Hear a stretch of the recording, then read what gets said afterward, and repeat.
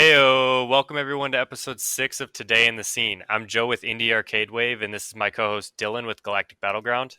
Hey, what's up? Shout out to our sponsors, Can Arcade, Everything Arcade, Music, and Cannabis. Now, this week we have the pleasure of speaking with Chacko. He works with Bumble Bash. Bumble Bear. I'm actually gonna let him just kind of go into what he does because it seems like he wears a lot of hats there. Hey, I'm Dexter Chacko. So I started at Bumble Bear. We're a small indie arcade game company. We are responsible for Killer Queen, the 5v5 arcade strategy game. But I started at Bumble Bear as a support guy, the support guy, I guess. I was responsible for helping everyone fix their machines. Then I wound up doing manufacturing and parts purchasing to help start building cabinets. And then I wound up shifting into the director of marketing and PR. So I still do all of those things at the same time. but yeah, so I'm the director of 3 departments and the only person in all 3 departments. So it's pretty cool. That's awesome, dude. Yeah. So you gave us kind of an idea of like what you do at Bumble Bear. How did you get involved with them? Like, when was the first time you saw Killer Queen, and when did you decide you wanted to be part of the team? So I was teaching music to kids at a place called School of Rock. And I was starting to get really burned out from that. And the arcade bar that opened up by me is called Up Down.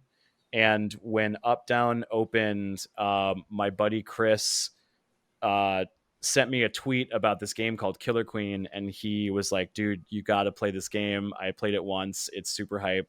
You got to check it out. And so, yeah, after I think it was only like a month, Up Down got Killer Queen, and I had already been going to Up Down like almost every night at that point. I would just get off of work from like a full day of teaching, and I would just go straight to Up Down. And once they got Killer Queen, it was like such a phenomenon in Minneapolis. Like, I mean, the scene quickly grew to like, I don't know, over 100 people that would pretty consistently come out just to play. There were no league nights, there was no organized play in the beginning. It was just like dozens and dozens of people that came every night because the arcade bar was new and like Killer Queen was new to a lot of people. So it was just like the perfect storm of, you know, escapism and like this new thing, and meeting a bunch of cool people and doing something that you haven't done before. And so yeah, I went like full on deep down the Killer Queen rabbit hole, like wanted to be the best at it, like wanted to play it all the time, loved all the people that I was meeting. Started to do like scene organizing stuff. Like I started organizing tournaments, I started organizing the league night stuff, I started working directly with Up Down to like do Killer Queen and promote Killer Queen stuff. And that actually took me to start working at Up Down. I basically started working at Up Down because I wanted to be closer to Killer Queen and like be more involved with the scene and all of that kind of stuff. Yeah. So started working at Up Down, basically like was kind of the figurehead of the Minneapolis scene among like there were a select group of individuals that were willing to like do the heavy lifting with organizing the community aspects of the game. And so like I was part of that organization, and we just like ran Killer Queen for like 2+ years. And eventually I started getting burned out at Up Down because like service industry is like a really demanding field, and I was putting all my spare time into like organizing and playing Killer Queen. So right around when I started to feel like I was getting burned out of Up Down, I noticed that Bumble Bear had put a job opening on their site, and it was actually on Facebook.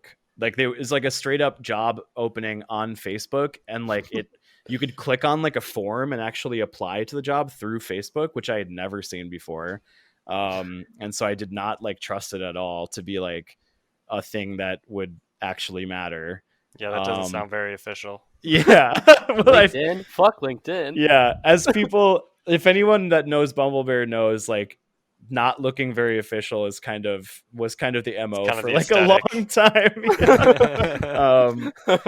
But yeah, so basically all of my time at Up Down kind of prepared me for what they were looking for, because when I was at Up Down, I learned like a lot of stuff about building, maintaining, cleaning, repairing, like everything from the top to the bottom about arcade cabinetry and arcade machines. And specifically, I had to get really familiar with the Killer Queen machine, because Killer Queen players are the most particular players of like any game, as far as like if a joystick is Little bit slightly loose. off, like if a button is slightly sticky, like man, there's like no way you're not hearing about it. So I got really good at fixing the Killer Queen cabinet. And I saw that Bumble Bear was looking for somebody to help them with support, specifically like helping people around the world like figure out what's going on with their machine and all that kind of stuff. So I just felt like, oh, this is like a totally natural fit. So I applied, and I had met Nick and Josh a couple of times, the owners.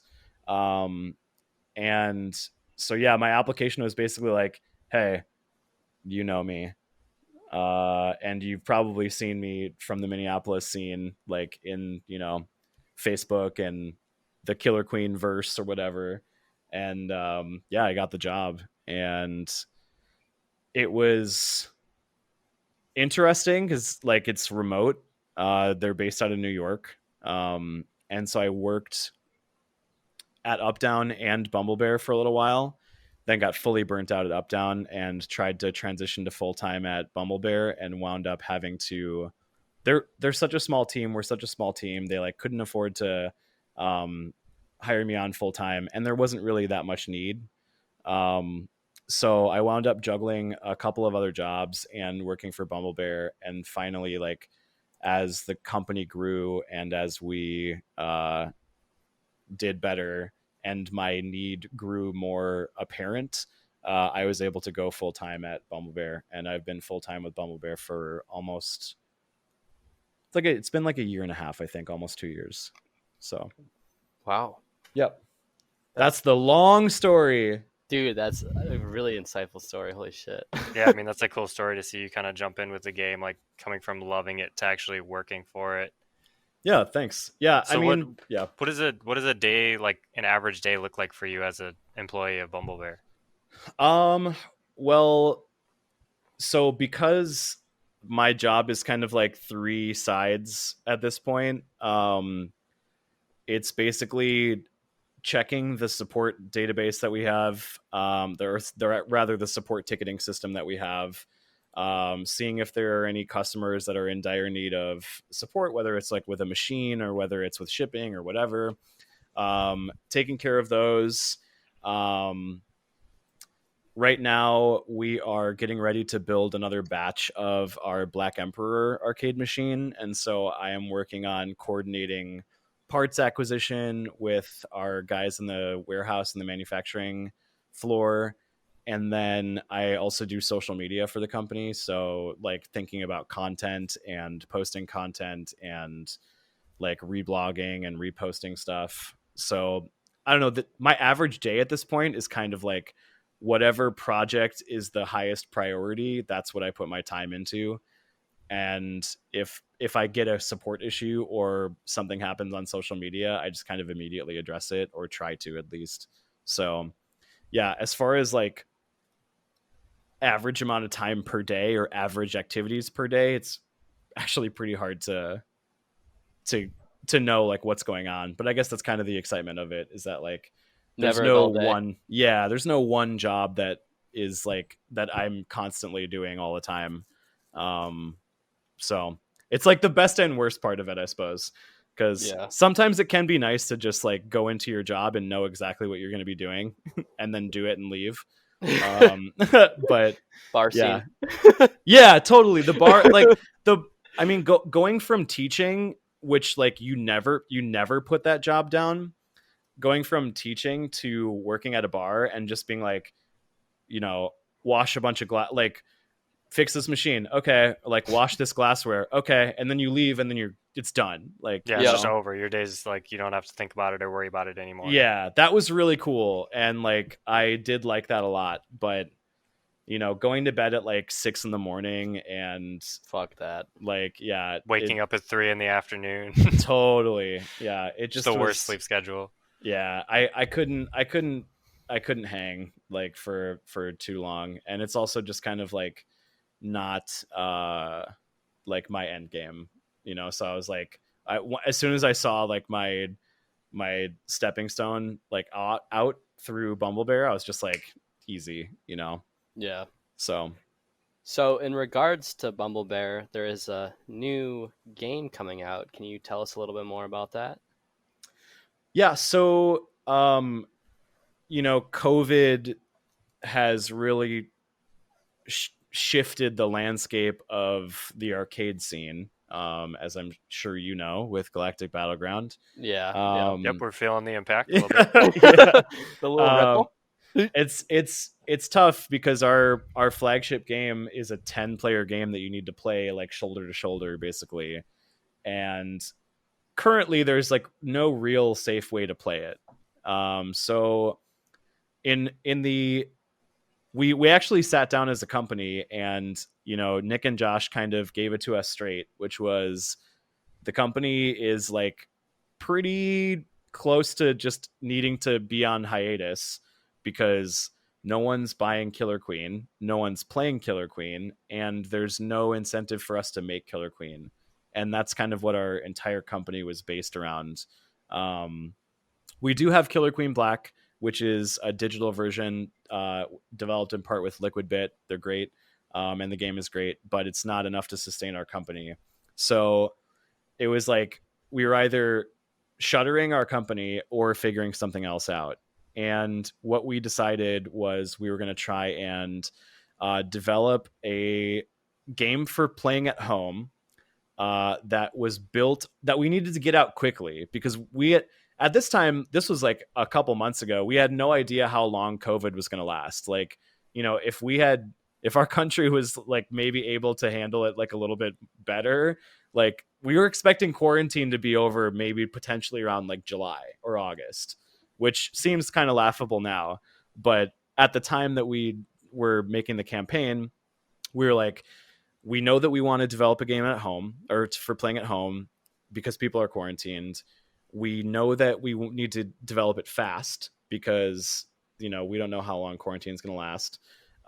And, we want it to be using an existing IP that we have. So we developed a game called Abs versus the Blood Queen.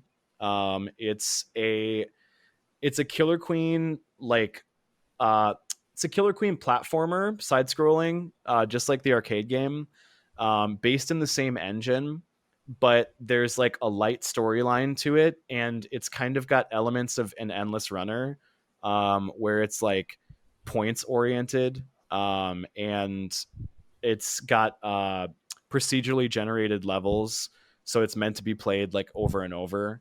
We're kind of incorporating a lot of elements in games that we really like, for like a fun, quick kind of experience that uses your skills in Killer Queen, so that if and when things open up again, not if, but like when things eventually open up again, you'll still feel like you were kind of keeping yourself warm a little bit. Like, since it's built on Killer Queen Arcade's engine, you're still getting a similar experience. It's just built for like single player at home. So that's the new project. We hit our Kickstarter goal, which is great, and we owe a lot to our community for that. But yeah, now we're in the phase of developing. So So yeah. can you still like donate on Kickstarter still, or is that over with? It's over with. The campaign is done. We plan to release like most of our Kickstarter reward goals eventually on our shop, like because there are special marquees that we're developing for up. There's like special fight sticks that we're making as backing Yeah. Hmm. rewards. And so those are still available for purchase, but uh, you can't actually donate to the Kickstarter anymore. So, Okay. So once it's out, and people can purchase it on Steam or whatever it's going to be on. yep, Okay. yep, Yeah. yeah. What platforms is that going to be on? It's going to be on Windows, Mac, and Linux for all the Linux users trying to game Linux is the out. way to go. Yeah, It's what we use in the cabinet. It just flows a little bit better than Windows when it's on all day for days and days at a time. totally. Yeah. So I'm hearing you talk a lot about the community. I mean, Killer Queen does always come back to the community. What were some of your favorite community events? I mean, I know, like, personally, I've been to a handful of conventions or tournaments. Hmm. I made it to Queens Gone Wild down in Fort Lauderdale at Glitch Bar, Yep. and Bumble Bash. Like, Bumble Bash 4 was insane. And I made it to the Minneapolis one like 2 years ago. I think that was Bumble Bash 2 or something like that. Oh What yeah, was yeah. your Yep. favorite? Honestly, Bumble Bash 1, I think, was the first Bumble Bash was my favorite Killer Queen event. Where was that one? That was in Austin, Texas. Okay. Which, like, that in and of itself was a point of contention because the Austin scene wasn't very developed, and so people were kind of like a little bit weary about, there was no extra infrastructure with the scene, like a pre-existing scene to like help out. And it was the first national Killer Queen tournament. It was the first Bumble Bash. And it was also held in parallel with the Big Buck Hunter World Championships. It was on the same premises, like in the same area. Because Killer Queen was a Raw Thrills. Like we worked in partnership with Raw Thrills to develop our cabs for a little while. And Big Buck Hunter is a Raw Thrills asset as well. Yep. So basically the scene was this tiny kind of like elegant bar in the outskirts of Austin, Texas. And on the inside, it was all Killer Queen. But then on the outside, in the patio area, there was a pretty sizable patio area, and that was all reserved for the Big Buck Hunter World Championships. So, like, on the inside, you just had, like, a bunch of arcade nerds that played Killer Queen, which is, like, it's a pretty diverse, like, as far as video games go, Killer Queen has a relatively diverse demographic. Mm-hmm. It's still not, like, anything to, like, be like, yep, we did it. But, inside was all Killer Queen nerds, and then the outside was all Buck Hunter nerds. And, like, those worlds are, like, very far apart, I feel, as far as the cultures that hold, like, the bar culture that has Killer Queen and the bar culture that has Big Buck Hunter in them. I mean, you can go to pretty much any bar and play Big Buck Hunter. Like, yeah, exactly. So it was like, and I had never seen competitive Buck Hunter play. So, like, it was so funny to go inside and, like, check out the first Killer Queen tournament, because, like, it was absolutely just totally scrapped together. Like, no one knew what they were doing, really. I was a volunteer, and so, like, everyone was, like, flying by the seat of their pants and, like, setting stuff up. The Twitch stream was wild.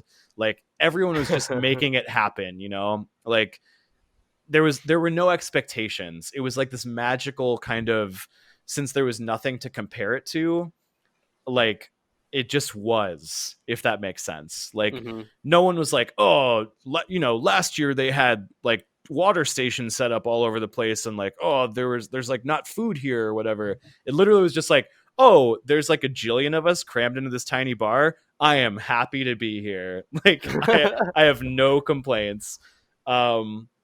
And then you walk outside and you get to watch competitive Buck Hunter, which is, like, absolutely fascinating. There were, like, live concert performances. They had the guy that did the music for Buck Hunter like do a show on stage by himself. And it was literally just a dude with an electric guitar playing to a backing track, like, and he was just kind of like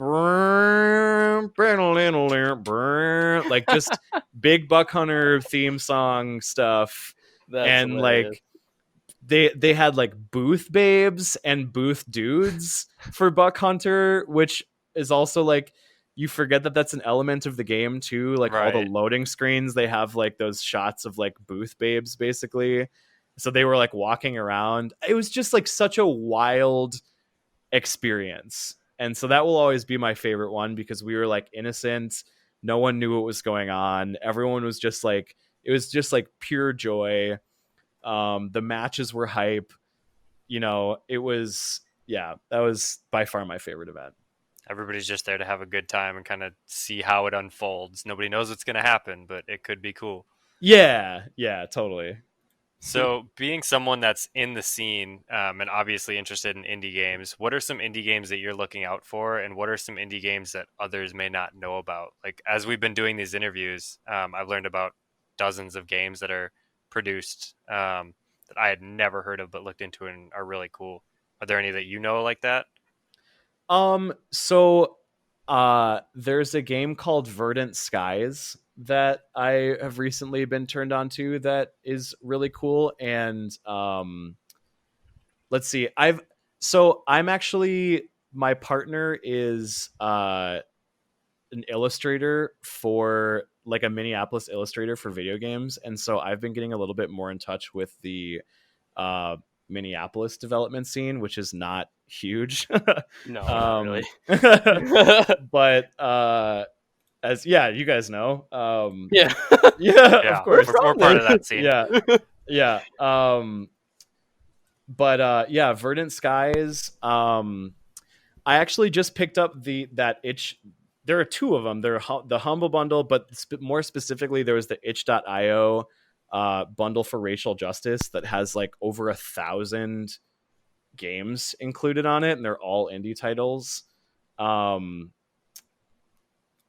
so I picked that up, and I have to go through that because that list is incredible, and there were a ton of games that I have not played that I'm really curious about. Specifically, what is it? I think it's a short walk through the woods, or a hike through the woods. What is it? A hike? Nah, nope. I just Googled a hike in the woods and actually started looking at a hike in the woods, like literally someone telling me about how to hike in the woods. So, yeah, I'm a little woefully underprepared for this question right now. But yeah, what are some of the other games that I was thinking about lately? What are some like indies that you've played that you think would really shine in an arcade cabinet? Ooh, wow. Because I mean, that's the big thing right now is if all these arcades come back and we have this resurgence again with barcades and how popular they were getting, people are going to get sick of, like, not to bash on the old games or anything because they are amazing and there's a lot of nostalgia there, but people will want something new eventually. So what's something that you've played that you think would be like really, really cool in an arcade cab? So I've like legitimately thought about building this one a million times over, and I'll say it every time. I would love a Nidhogg cabinet so hard. I don't know if you guys have played Nidhogg. I have not. I think I know what you're talking about. It's a side scrolling. It's a 2D like pixel art, very stylish, sword fighting game. Oh yeah, and you like. This looks cool. Yeah, dude. It's kind of like stick fight, but it's a little different. Yeah, You just stab each other. it's like you basically, your sword, you can hold your sword at 3 heights: low, medium, and high, and you can, the idea is that the game starts and the screen is locked and you're both in neutral, and the person that gets the first kill is supposed to run towards their side of the goal, and as long as it's your turn to run, like the screen will shift with you as you move towards the goal. And if you get killed, now your opponent gets to run, and so they run the other way towards their side of the goal. And so it just is like this tug of war where you're just sword fighting and trying to stop each other from making progress on the screen, until you make it to the goal. That, I think that would be like a fantastic cabinet game. But that's been an indie like for, think like, that's been out like on Steam and stuff for, I think, like 8 years. So that's Yeah. a 2-player game. I'm assuming Yeah, it's capped. yep, Okay. yep. That's two, capped at two. They made a second one, but artistically, I'm not like as much of a fan, so I would still probably make the first it one. looks really gross. Honestly. Yeah, which was kind of like the point, I guess, but I don't know. It's like a weird like Ren and Stimpy meets like Bert and Ernie. Everyone looks like a weird fucked up version of like Bert and Ernie from Sesame Street, which Well, it looks I like don't they know. really, really picked up the graphics in the second one. Like the game looks, it's got the same aesthetic, but it just feels so different. Yeah, I mean, it's a bold It's like going from an decision. 8-bit to like a 64-bit. Like, Yeah, and it's when you make a jump that bold, like basically your audience is like, I either like it or I hate it, you know. right. So I kind of respect them for having the vision enough to commit to it, but I don't know. Other games that I think would be cool. Do you guys ever play Duck Game? Like Duck Hunter. No, it's just called Duck Game. It was actually developed, or it was actually published by Adult Swim. Um, I can't remember who developed it, but it's a 4-player. It's up to 4, and it's kind of like a weird 2D Smash Brothers. But the kicker is that like you only get one hit, so you're all So like if you get ducks. shot, you die. Yeah, Okay. and it's like games can end like a round. Rather, you play like matches comprised of rounds, and rounds can last like 15 seconds depending Okay. on how quickly things happen. That would be rad. Gosh, trying to think. Yeah, I that don't would know. be rad. It looks kind Yeah, of fun. that looks cool. We should Yeah. play it. Oh, dude, yeah, totally. I would play Duck Hunt or Duck Game anytime. I love Duck Game. Yeah, I don't know.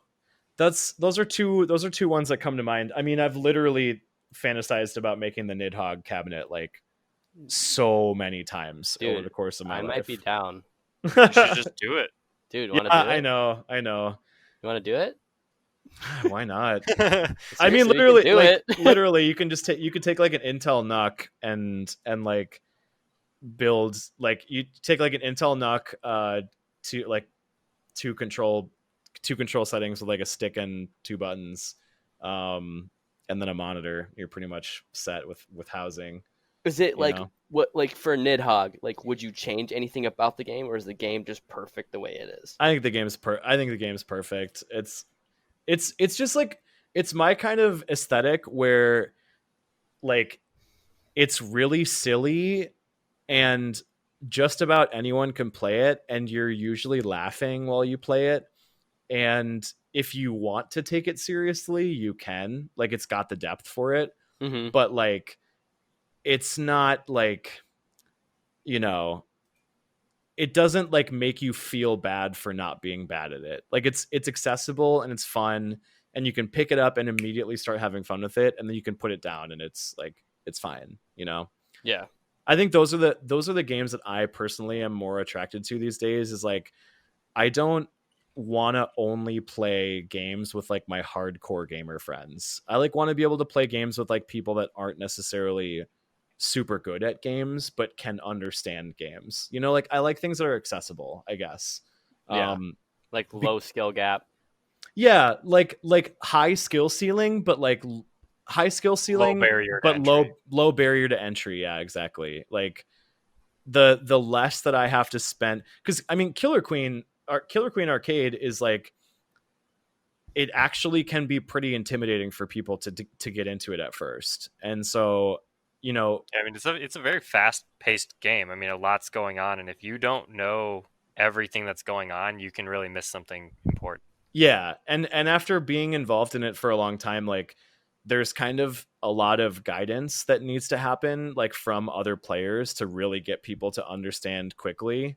And so I think like taking a lot of lessons from uh that from being in Killer Queen for so long.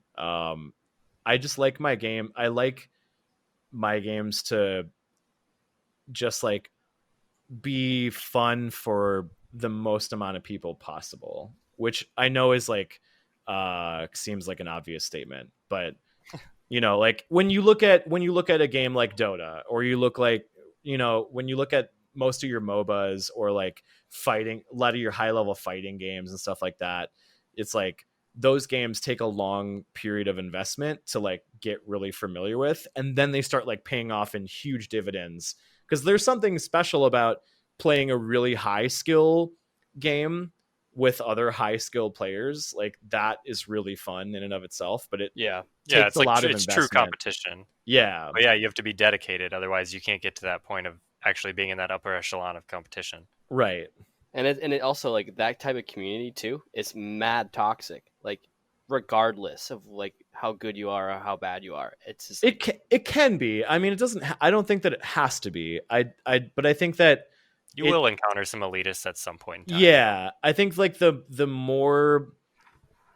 I'm trying to be careful about like what I'm saying, but it's like I think the more important it is for you to be good at the game, like the more you're gonna run into that kind of behavior, because like Right. people, you know, there's like a lot of gatekeeping and stuff that goes on in video games, and like, you know, when it comes to high skill stuff, like people enjoy being the best, and if it's difficult to be the best, like it's just the people that are sitting there at the top like get used to sitting at the top, and that kind of develops its own set of like, you know, difficulties if you're not careful about being inclusive and stuff. So yeah, totally.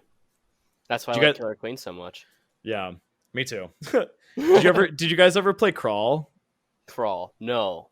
Oh, No. dude, Crawl is a game that I would shove into a machine too. Basically the short version of it is like you all start out as humans in a dungeon, and your goal is to level up. Everyone's goal is to level up to level 10 and defeat the boss of the dungeon and escape. But the twist is that everybody starts out in this room in the beginning, and they have to fight to the death. And the last person standing, it starts out as the hero, and everybody else becomes a ghost. And the ghosts can inhabit different monsters and items in the dungeon, and you all try and kill the hero. And if you kill the hero, you become the hero. And as the hero, you can only like your goal is to defeat monsters, explore the dungeon, hit level 10, and then escape. And so the entire game is all three. There's like three of your opponents are actively trying to kill you using everything that they have at their disposal in the dungeon. And one person is trying to like overcome all the obstacles, kill all the monsters. And then the final boss in every dungeon is like a thing that is controlled with all three players at once. So Wow. it's like super cool. It's like one of my favorite games. Like for instance, like one of the final bosses is like this giant tentacle monster where one person controls this like giant blood laser, one person controls its tentacles, and then another person controls this other like bubble attack that it has. And so like it just creates this really wild kind of like you versus everyone thing that's constantly shifting, and like every game is so like fun, and when if you win, it's like, oh, it's such a good feeling. It kind of sounds like it would have that same energy that like a game of Mario Party would have. Like everybody Yeah. kind of at the end is like gunning for one person because they know Yep. they're gonna win. Yep.